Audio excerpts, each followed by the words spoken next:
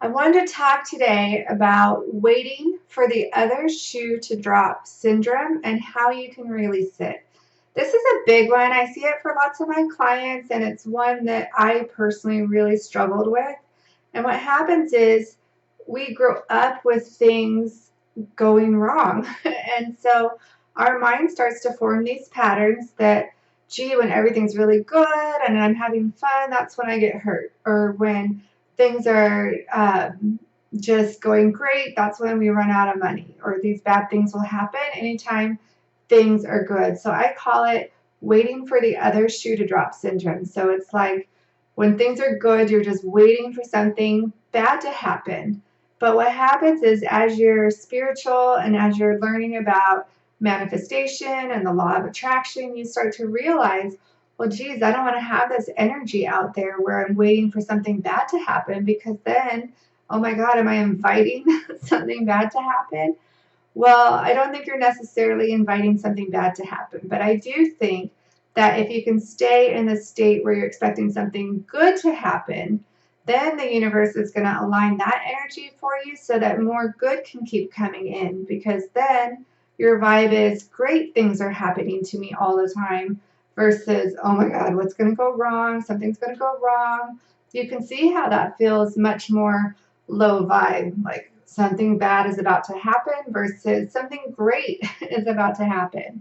But when you look at how these things get formed, I mean, it's no wonder that it happens. My mom, growing up, single parent, was such a great example of this. Well, she might not find it great, but she was an example of this, because anytime she would get extra money in her pocket, something would happen. Like, say she managed to save $100, she would go to work. She worked in a not a good part, downtown Long Beach. She'd go to work, and someone would steal her battery. So she would come out, ready to leave at night, and her car battery would literally be stolen from, I have to say, like, our junker cars. It's not like we had these really nice cars.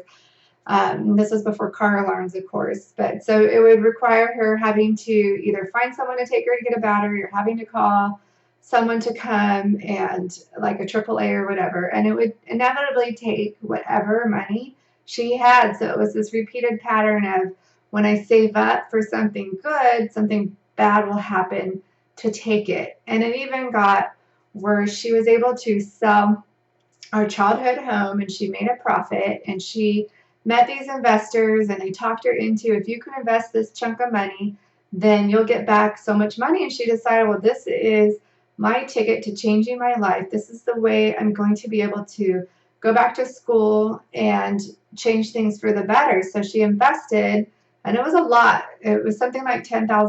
I don't want to say it was every penny, but it was pretty close to every penny. And of course, those investors took the money, disappeared with everyone's money. It was still in a lawsuit right up until the time she died, I guess 30 years later. She never saw a penny of it. And our life went from about to be getting better. It was like, oh my gosh, we're going to finally have this cash flow. We went on one vacation, like things are going for the better, to just everything was tight again. There was no money for anything extra.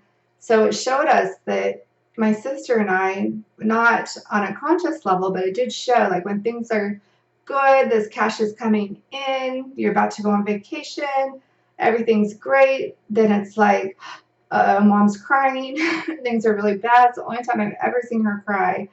And it's a pattern that I witnessed as a child growing up, and then I was recreating it as a grown up.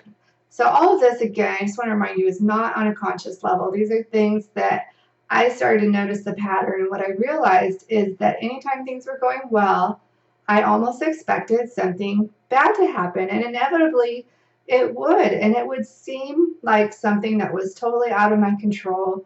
It would feel chaotic, something like the kids would get sick for 2 weeks with back and forth strep throats, and we were all fighting it. And I'm scrubbing down, all the walls and the ceilings, throwing out the toothbrushes, dealing with the schoolwork, all those things. It would just seem like things were great, and then out of nowhere, our life changed into everyone on antibiotics and super sick. And much bigger examples than that too.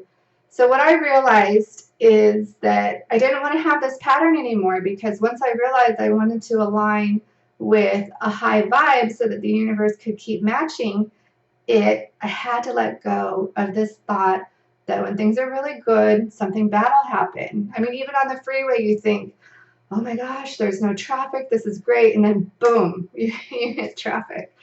So I had to let go of that belief. And so here's what I did.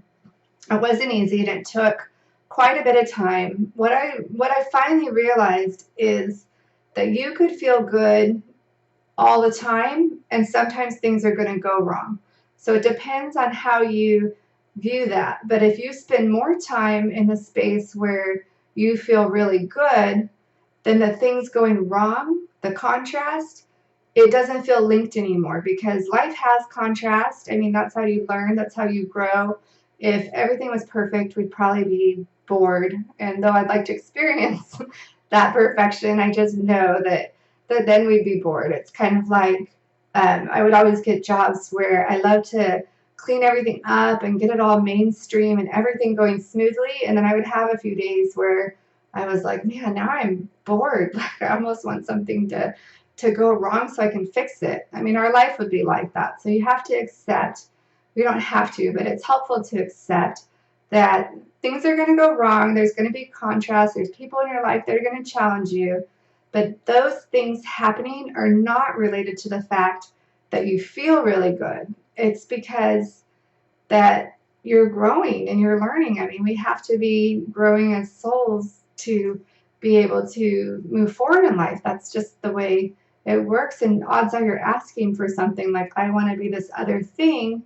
And then we have to heal into it. So things have to happen to provide that healing. But it's not because you're happy that those things go wrong. It's because you're reaching for something better and you're going to grow into it. So even when things are falling apart, I'm not saying you should be like, oh, this is so great, my life is in shambles. But you can think instead, a more positive vibe would be, I don't like the way things are going right now, but I have hope they're going to improve. And if you feel like crying, you should cry and let it out. Don't hold it in, release it. It's there for a reason. If you feel angry, you should let yourself feel angry. And as long as you're not taking it out on everybody else, you can. I often, when I feel angry, will go for a walk. And I think, I'm just going to be angry. I'm going to be so mad about this for my whole walk. And I'll be mad for the first, I don't know, like 30 minutes. Maybe I'll stick on some Alanis Morissette angst music.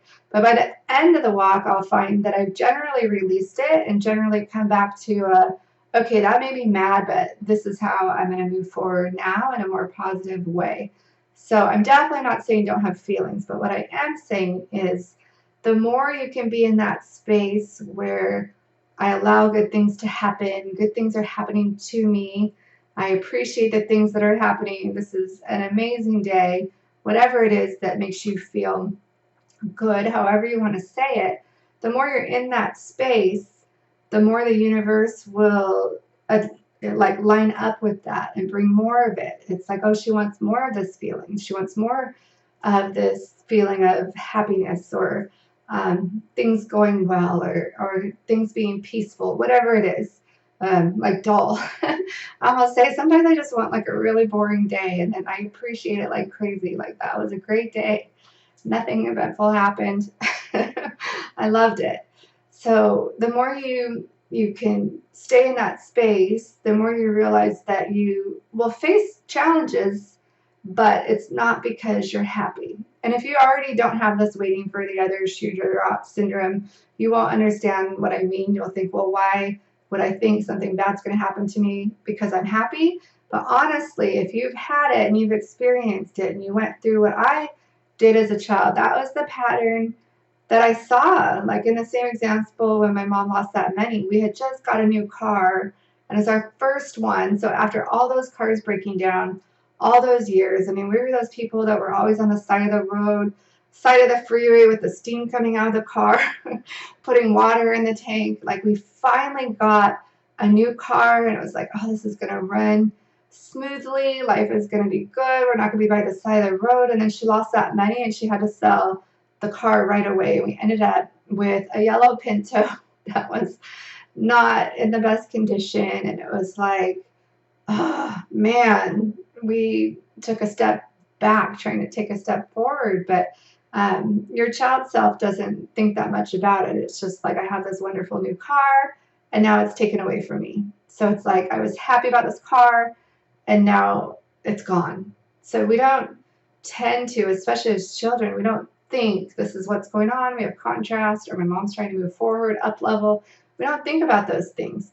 We just know, like, I felt happy and something bad happened. It's so simple.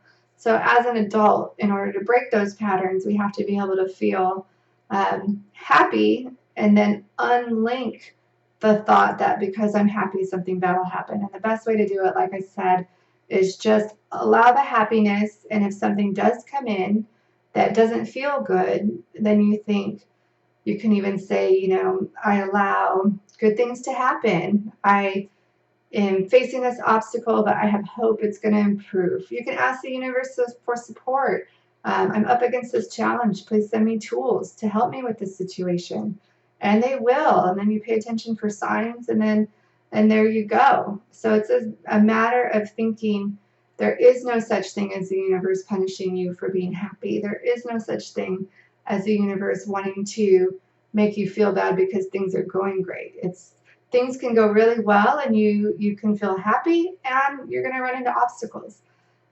It's not because of the other. And I've found that the more I've stayed in the space where the majority of things that happen are good, it just keeps attracting that. And then life gets better and better. And I'm not experiencing that, oh my gosh, the other shoe dropped. So you can break it. You can totally do it.